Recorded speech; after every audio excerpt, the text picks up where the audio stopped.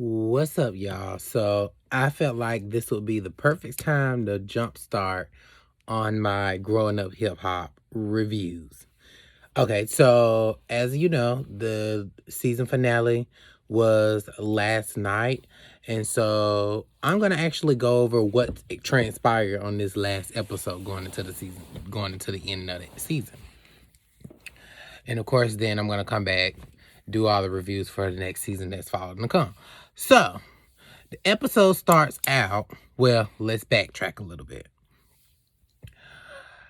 The last episode that went off goes off in a weird way, should I say. Or should I say it went off in a way where it left you guessing of what could possibly go wrong or what could possibly go right. So, what happened was Sam and Egypt had their engagement party. Sam pretty much got on stage, sung a song, made it about himself for about 20, 30 minutes. I guess what they were filming in 20, 30 minutes, maybe an hour, but as far as TV goes, he made a good 5 minutes of the engagement about himself. He wrote a song to Egypt. I guess it was to Egypt or just for the cameras, about how he wasn't straight, he wasn't gay, he had sexual relations with a trans woman. Then he goes into a whole span about how Egypt accepted him, which was, I mean, I get it. It's just your fiance. Of course, if she's your fiance, she's saying yes to getting married. Of course, she's going to accept it at this point if she knows about it. And she agreed with it. So that's the whole situation that goes on in the last episode that reconvened and started on this last episode for the season finale. So, moving along. That goes back into, so this last episode goes back into the engagement party where, sorry, I'm looking at it, where the engagement party goes into pretty much the same situation, but it goes a little deeper. After Sam makes his public announcement about messing with trans women, he also goes into the question mode, shall I say, where everyone wants to know what happened, why it happened, how many times it happened, and are you not? So, of course, Eazy-E, his wife, decides to pull Sam to the side and say, hey, so we have questions. We want to know what happened. We want to know how many times. So what are you saying? You're bisexual? You like penis? You like cornhole, should I say, just to be on the nice side? And pretty much Sam says that, at the time I was living a wild life. I liked what I like. I did what I wanted to do. I was a free agent. So at that point, I was feeling the girl that I was talking to. I met her in Vegas and everything was going right. Drinks was flowing right. Liquor was here and here, there, everywhere. And things got good for me going towards the end of the night. I was inebriated. She was inebriated. So we wanted to see where it goes. And I'm just adding on the inebriated part because I don't know if they were drunk or not. But a lot of people like to use the word that they were drunk to get away with whatever happened afterward, after the fact. And Sam goes into the conversation about, well, one thing led to another. We ended up all over each other. And at this point, I wasn't finna stop doing what I was doing. I was already lost in the sauce. I'm going to keep going. So my thing is, it made it feel like, Sam, you did it because you had no other obligation but to do it. But if you really didn't like it, you wouldn't have done it. And that's my stance with anything in life. If you don't want to do something, you're not going to do it. And if you do it, you like it or you wanted to do it. So I don't like the fact that he made it seem like it was an afterthought. That's the reason why he went ahead and just did it, because he was there in the moment. Moving on. So Eazy-E and his wife go into the conversation of, so who was doing who, shall I say? They wanted to know if Sam was getting bent over or if Sam was doing the bending over. And clearly Sam cleared that up quick. No, I wasn't getting fucked. Anytime somebody's that defense is very fast, 9 times out of 10, possibly it could have happened. He just don't want nobody to know. It's already bad enough, and he's stretching it out to the point that I've pretty much came out that I'm bisexual to everybody. So I'm not going to put that much icing on the cake, if you get my drift. So after they had the conversation, everybody's having a good time. Everybody's fellowshipping. I think it's more so that everybody's in the room is more concerned about, wow, this is the awkward moment of the engagement party where it's supposed to be a celebration. Everybody's supposed to be happy. But I kind of feel weirded out that he just ousted himself in front of a group of people that really didn't probably care about your sexual preferences before Egypt. And of course, Angela put her little 2 cents in. She felt like it was the wrong place to do that. And I agree. I feel like there's a place and a time for everything. And I feel like you're supposed to do certain things at certain times. Sam, that was not the time. That was a lot. And I think everybody's full and they're ready to go. So after that, this is where the shit hits the fan, shall I say. Brianna and Troy comes along and have a little sit down. Sam and Egypt is having a conversation and Tyran is there. And they're pretty much talking about how the night is going. Then Brianna decides to tell Egypt that her and Troy needs to talk. So Egypt and Troy go into the conversation about why Troy is no longer in Egypt and Pep's life at this moment. And it's simply because last season or the season before last, I can't remember. Don't quote me. Don't kill me for not remembering. But there was an incident where Troy was double paying Egypt and Pep for their hair to be done.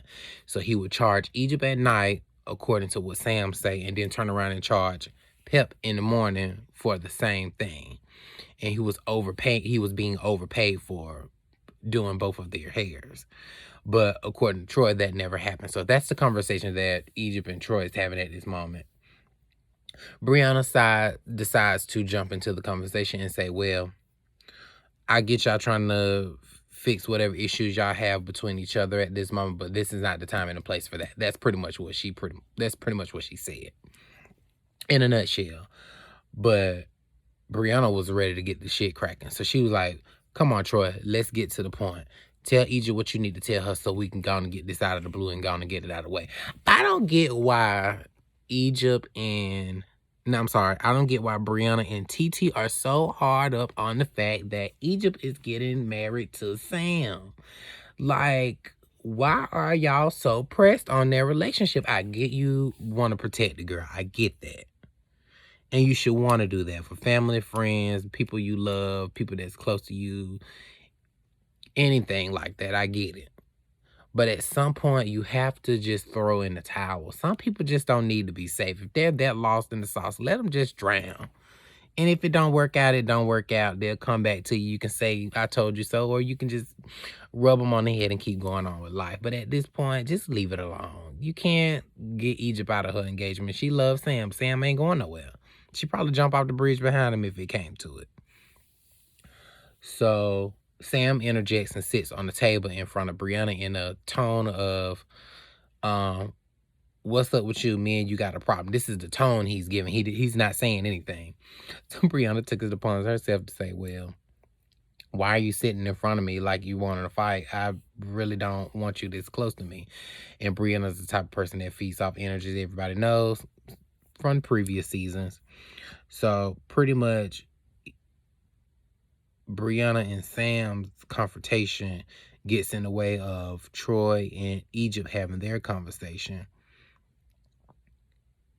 Sam trying to get Egypt out of this, pretty much. Sam is trying to get her from the energy that Brianna is trying to stir up, pretty much trying to fuck up the party.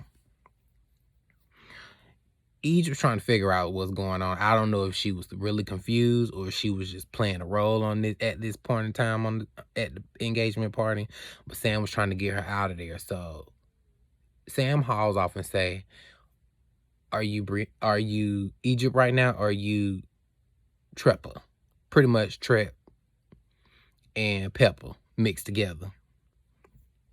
He continues to say it.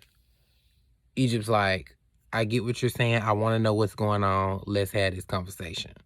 Sam doesn't want no smoke. So he was like, cool, Trepper. Sam gets up and walk off.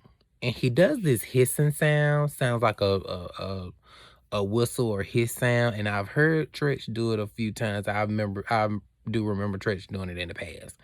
So I get where it comes from. But at that point in time, it was uncalled for.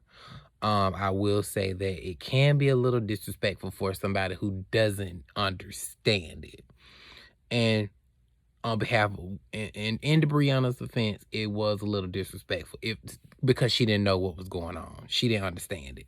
So I get why she got upset. Brianna gets mad and starts pretty much blurting out, are you whistling at Egypt like a dog? Like, that's rude, dude. And she just pretty much goes ballistic. Like, she gets loud, causing a scene. Tretch pop up out of nowhere. Pep pops up out of nowhere. And the last thing they said they wanted to happen was some drama to happen at the engagement party. So they come over to see what's going on. Egypt is trying to explain to Brianna, it's something that my dad does to my mother to get my attention, get her attention. He does it to me to get my attention. So that's what that is. At this point, Brianna's not listening. She don't care what's being said. She's not listening. She's steady going off like, you can't be disrespected. Like, this dude is not your dad. He's your man. He's not supposed to talk to you like that. He's whistling at you like you a dog, and it's not right. And you need to see that. And I want you to understand that it's not right. At this point, Brianna, just leave it alone. That's my whole thoughts in this situation. Just leave it alone. But of course she doesn't. So Brianna gets extra loud. Tretch comes over to try to see what's going on. Pep comes over. Pep can't calm Tretch down. Tretch already on 10. He was like, look, you're not going to disrespect my family. You need to respect your elders. Brianna gets up and goes toe-to-toe with Pep. I don't know if anybody else saw it, but she kind of shoved Pep just a little bit. But, okay, so this is when security jumps in and breaks it up. So it gets extra loud. Everybody's starting to come over to see what's going on. Tretch started hollering, respect your elders, respect your elders. Egypt is at this point crying. If you've noticed, the person that caused this situation is out of her heels, on top of the chairs, yelling and screaming and causing a scene, while Sam is in the back with his hands up in the air like, I didn't do anything wrong. I don't know what's going on. I'm just here. This is a shit show. I'm just here. Laughing and smirking like nothing is wrong. Meanwhile, Egypt is over here defenseless like she doesn't understand because the event that went to Shazam, she's a wreck at this moment. So everybody gets put out the venue or whatever. They say the engagement party's over. Everybody get out. So everybody go and get in their car. Egypt's outside crying. Sam goes to get Egypt, tell her to go be with her daddy. And pretty much everybody's just go different ways at this point. Fast forward, nothing gets resolved. The engagement is over. So the next thing that happens, Sam is outside explaining himself to a group of guys. I'm guessing these are family members or something, on why the engagement turned into a shit show. Now, this is my thing. If you're going to explain what happened, explain the whole situation. He did tell the group of guys that, he did his little whistle thing, typically something that Tretch does to Pep in regards to trying to get her attention. And he's pretty much stating that this is something they've been doing in their family for a long time. But the thing is, Sam, you're new to the family. I don't think that was appropriate for you to do. Now, you can do that to Egypt in your personal time or in your private time. But I don't think it was a good time for you to do that. Consider you're only engaged. You're not married yet. So, after that, the next scene goes on to JoJo and his fiance, Tanise. They go to do cake tasting. Of course, Tanise is still pissed about the fact that JoJo doesn't know how to come home on time, amongst other things. She's kind of like, at this point, feeling like she don't want to get married. And remind you, they're getting married in a few days. So they have a sit down, have a conversation while waiting on cake tasting for the wedding. Tanise goes into, I don't know what I want to do as far as get married at this point. So I guess what she's waiting for is an apology. So JoJo pretty much said that he understood where she was coming from. He doesn't want her to feel pressure to have another baby, which she didn't want to have another baby because it's stress on her body and she don't want to mess up her body, and that's her choice if she don't want to have kids. But at some point you got to compromise with your spouse. I'm not married, so I can't speak too much on it. But as far as communication goes, you always want to communicate with your other partner, with your other half. So he pretty much apologized to Tanise about pressuring her to have a kid. He also apologized about coming home late. He's going to work on it. I feel like at this point, if you ain't fixed it, you ain't going to fix it. It's going to always be the same, but we'll see. I always been told, happy wife, happy life. So you might want to make your wife happy. Then after that, they kiss and make up. What's next? The next scene goes into Brianna gets a phone call from TT. The fact that TT wasn't at the engagement party is very crazy. I get you are mad and you want you want Egypt to, get your understanding of why she doesn't feel like Sam is the right person for you. But at the same time, you want to support your family member if you love them the way you love them. So TT pretty much explained that's why she didn't go to the party, to the engagement party. Brianna's letting TT know what all took place at the party. And still on this get back train of Tretch and Pepper, they got one coming for them if they're gonna get up in her face. But at the end of the day, Brianna, they're too grown. You can't be doing that. It's like you wouldn't want nobody to get in your mom and dad's face. Like, you knew that was wrong. So that phone conversation ends. Next scene goes into Bow Wow and Little Easy going out for drinks. So this is my thing. If it ain't Romeo, it's Bow Wow. If it ain't Bow Wow, it's Romeo. I'm so over both of them right now. And I'm so over Angela bringing both of them into the scene. When one doesn't work out, she always run to the other one or either bring the other one around. And it's kind of starting to get to the point where we are starting to see what you're doing, Ange, and it's not cute, to be honest. So Easy is having an honest conversation with Bow, which I appreciated, of how, going out, partying, having a whole bunch of girls, messing with different women. It can be a lifestyle. It's fun when it's fun, but at some point you got to settle down. And pretty much Easy was like, when you're gonna settle down. Like, I think Ange is the right person for you, but it depends on you.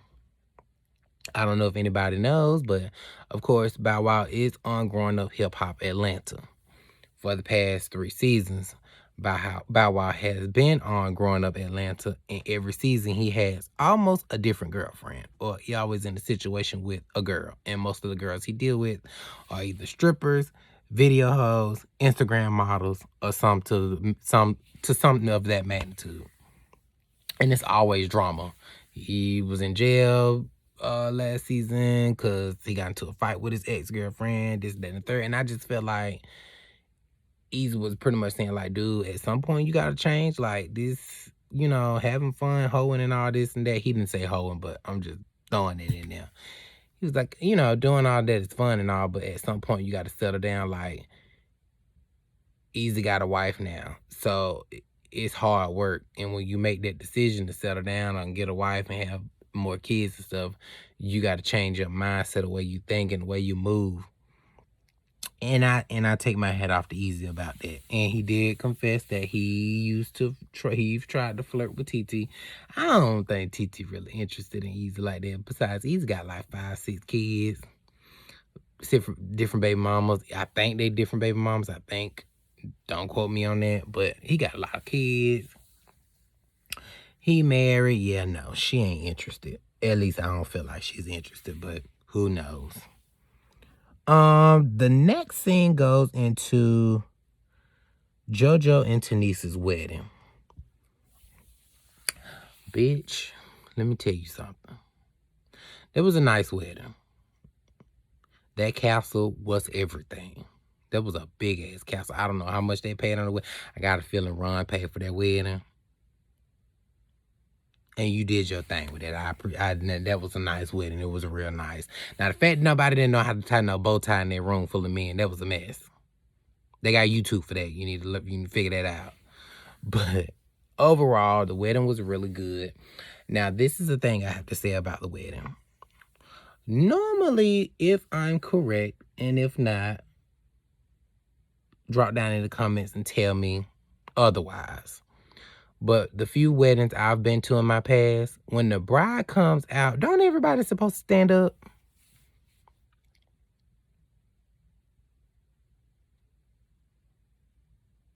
I could have sworn everybody's supposed to stand up when the bride comes out.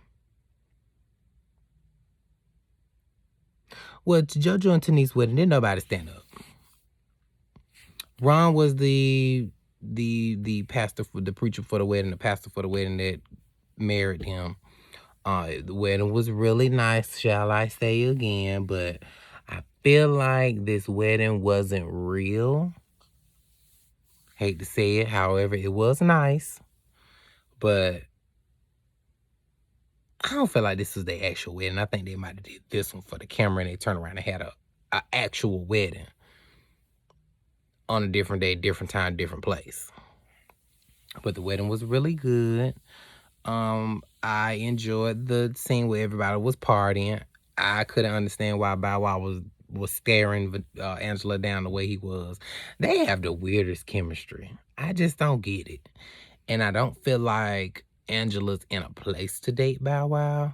And if she does date Bow Wow going into the next season, I'm going to think twice about Ange, because it's kind of like, you're a little shady, Ange, if you jump back in a relationship with Bow Wow and coming up in this next season, or if y'all even try to attempt to date, because it's starting to look like you go from Bow Wow to Romeo, Bow Wow to Romeo, and now things didn't work out with Romeo, whereas if he's your friend or not, it's always the outcome of somehow Bow Wow comes back in the picture. And I think that is just the strangest thing for the past 3, 4, 5 seasons. 4 seasons.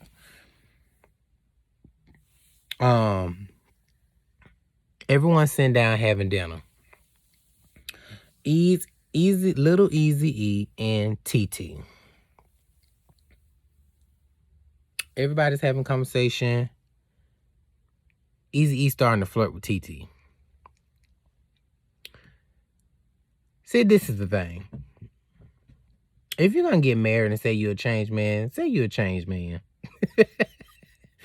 Don't be flirting with this woman and your wife at the wedding. You know she going to see this, right? I just thought that was crazy. But who am I? I just live in this world. I don't make people. Closing out the scene, it's Angela and Bow Wow out on the balcony talking about they always seem to miss each other. There's always some type of strange vibe, or they never can be in one place for a long period of time without having to leave. So this is the thing. If Angela really wanted to be with Bow Wow, she'll get with Bow Wow. But I think Angela has her guards up, which she should, and I agree with her 1,000%. Angela should take the situation with Bow Wow very slow, considering his past, considering all the girls he's deal with, the type of girl he deal with, and the business that he's involved in.